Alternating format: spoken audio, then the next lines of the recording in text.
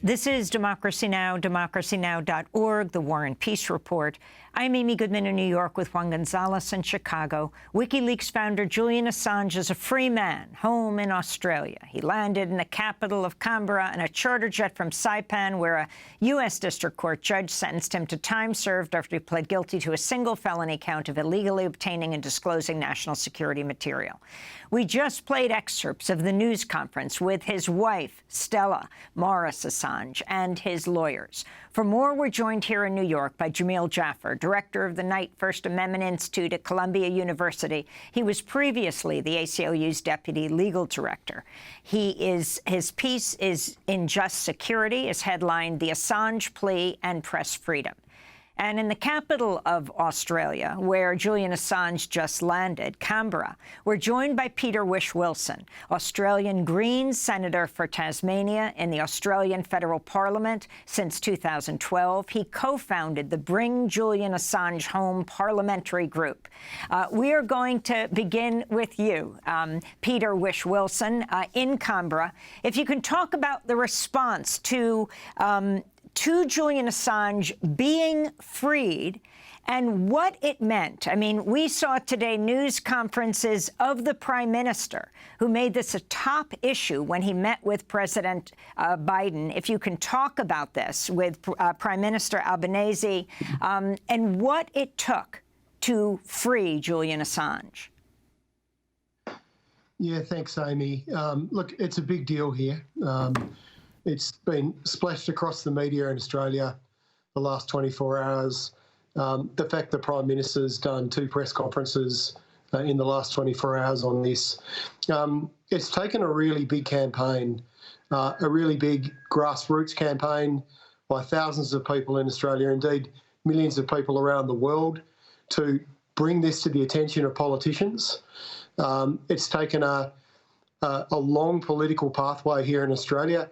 We established a cross-parliamentary friends group 6 years ago. There was only 2 of us when we started. It's got over 60 members now, and we have good representation across the Australian Parliament. We've seen the House of Representatives, our version of Congress, pass a motion voting, unanimously for Julian Assange to be freed.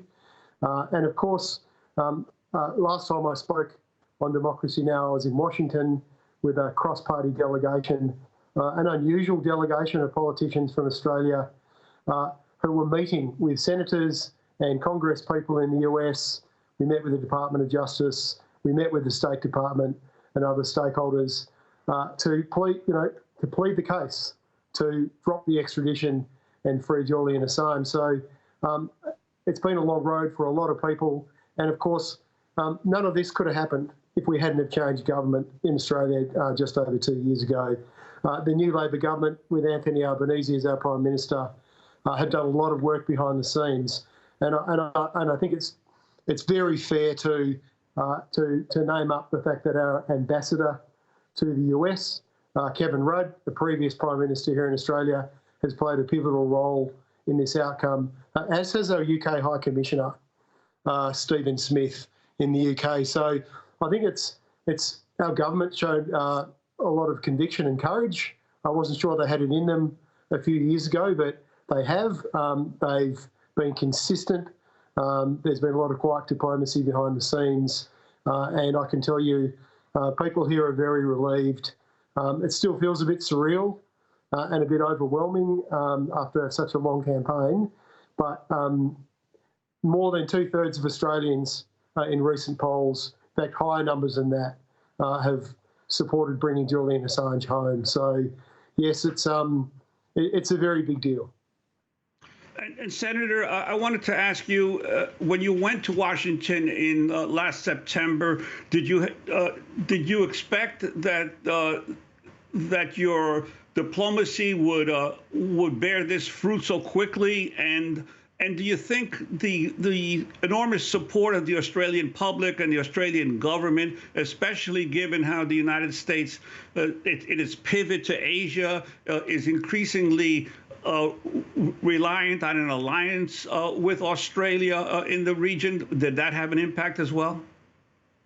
Look, I think the close relationship between our two countries has been very important in getting this outcome. The US ambassador to Australia, Carolyn Kennedy, made a public statement tonight that they welcome Julian Assange's return home to Australia. Obviously, I find that a bit rich. As someone who's campaigned to free Julian, he should never have been put in this situation in the first place. You know, we've obviously had a win for Julian and his family in the last 24 hours, but it hasn't been a win for journalism and free press. When we came to the US, I think what surprised us, I think I chatted to you the very morning we arrived, but when we left, what surprised us was that some of the key institutions like the Department of Justice hadn't really cottoned on to just how much public sentiment had changed in Australia. It's a number of things that happened in Australia in recent years. We've had our own war crimes trials and disclosures. Our special forces, the kind of things they've been getting up to in Afghanistan, which shocked our nation, and it also showed us the value of whistleblowers, and how that information came to light was really important. There's been a number of factors that have led to a change in sentiment here towards freeing Julian Assange.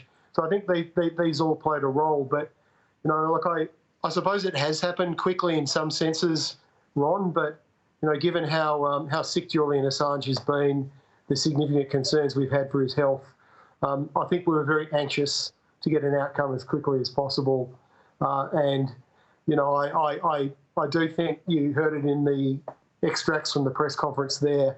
I think we felt that once the UK High Court, only very recently, only a few weeks ago, had decided to hear a full appeal against Julian Assange's extradition on substantive grounds, not just very kind of narrow legal scope, which we'd seen in previous court cases, was probably what shifted the dial where the US, came to the table.